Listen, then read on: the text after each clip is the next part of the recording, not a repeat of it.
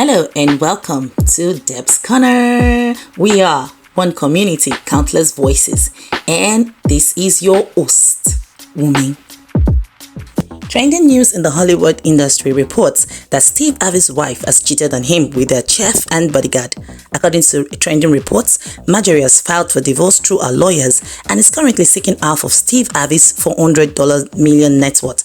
Amidst the saga, Steve Harvey has confirmed the reports that his wife has cheated on him with a private chef. The award-winning comedian has released a press statement about the issue, describing Marjorie as a whore.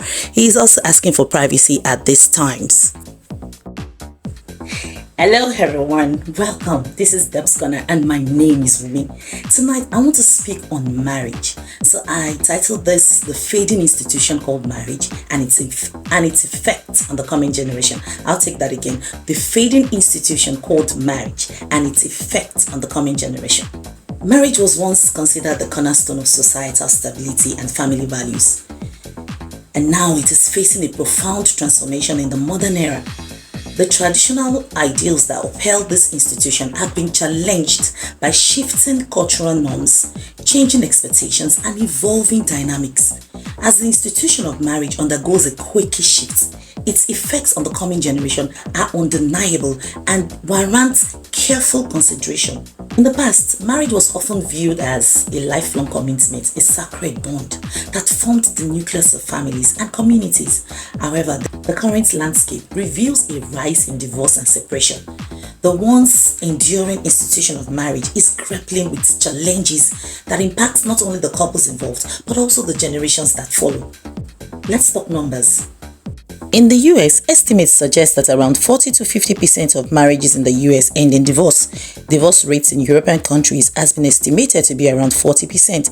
In Australia, it is said that 1/3 of marriages end in divorce.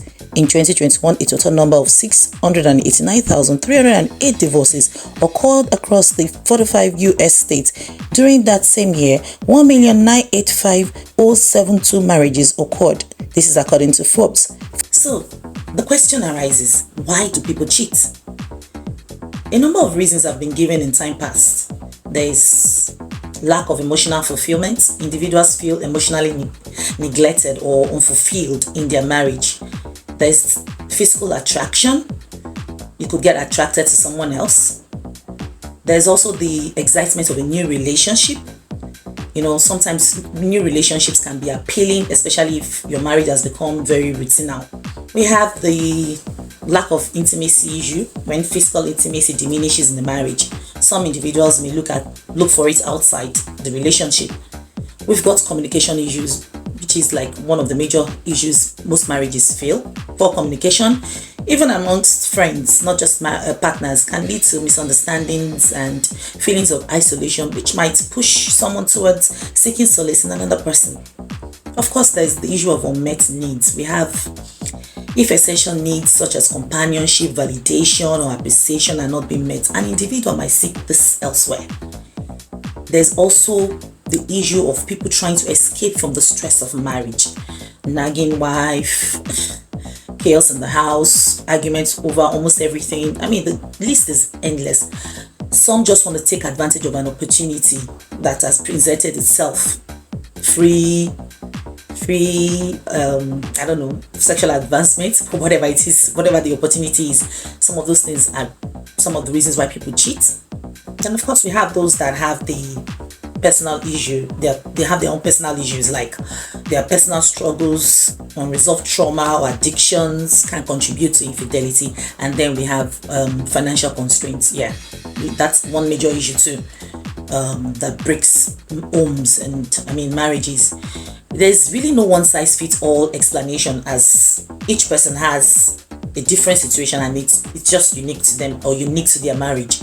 My major concern is the effect this is going to have on the generation coming, because it's almost as if the current generation can hardly hold down their homes. One of the effects of this on the next generation will be the erosion of the concept of commitment.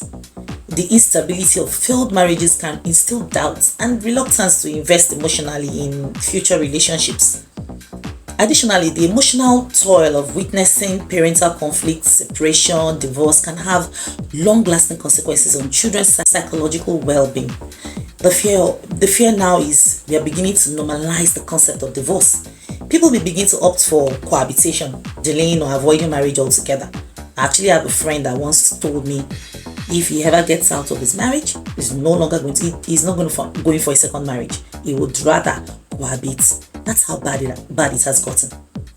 You see, I'm not saying that all children will end up getting messed up by the separation of their parents. There will be some that will develop resilience and learn from their parents' mistakes and then strive to create a healthier relationship based on their communication and mutual respect, thereby breaking the circle of this dysfunction. But what will that fraction be? That's the worry. That's where the worry comes from. The influence of society on divorce rates should also be considered. The concept of individualism, economic independence, attitude towards marriage, cultural norms, social support networks, and the portrayal of divorce in the media has its own role to play as well. I think the society needs to invest in promoting healthy relationships in order to address the impact of failing marriages on the next generation. We need to begin to look at how to infuse effective communication plans, conflict resolution skills, marriage education programs, accessible mental health, that couples can have access to trainings. I know that a lot of these are happening already. A lot of institutions are arising on the daily, addressing this issue, but maybe we just need to do more. You see, as we navigate this evolving landscape, it is imperative to consider the potential consequences on the coming generation. By fostering an environment of understanding, empathy, and growth, we can mitigate the negative effects and shape a future where relationships are built on strong foundations for the betterment of generations to come. This wasn't God's intention for marriage. This wasn't the plan. It wasn't supposed to be this way. There's a shift happening and we need to rise up and be conscious of what is happening in our environment and take charge and control before this gets out of hand. If you love this and you want to be a part of the rise or the voice to making a change in our economy and in our society, please like, share, subscribe to my channel, follow for more tips and more updates like this. And of course, we'll begin to look at considering touching topics that can help people sustain their marriages. I'm also a victim of a failed marriage, okay? And for me, I don't want to speak to the Steve, Harvey and Marjorie's breakup, because I really don't want to blame anybody here. But if you hear the man speak about his wife on social media, you would not be expecting that this would happen. You look at them and you see the picture of a perfect marriage. Yes, I know people say that behind all of that is a whole lot of drama and chaos at home. Yes, I understand that, but I mean, everybody's got that chaos. We're all working to make it better, but you would not in your wildest imagination think that you'll be hearing about Steve and Marjorie's breakup like really, really soon. I mean, like, we're hearing about it now. It's such heartbreaking information for me. When I saw it earlier and I was like, oh my goodness, like Steve. And the danger of this is throwing such a man into the public. I hope he does not turn to a werewolf, devouring all the women that comes along this way. And the crazy part of it is the bodyguard. Like, what do they think, or what's going through their mind when he's hyping his wife on his show and all of that? It's just a crazy word right now. You just cannot understand where all of this is coming from. But there's an attack on the institution called marriage, and we all need to be aware. We need to rise up. We need to be proactive and begin to make conscious changes in our environment, in our society, in our homes, with ourselves to make things better. My name is Wumi. Please subscribe to my channel, like, follow. I'm on Instagram, I'm on TikTok, and I'm on Facebook at Debs_corner. Like, follow, share for more. I love you.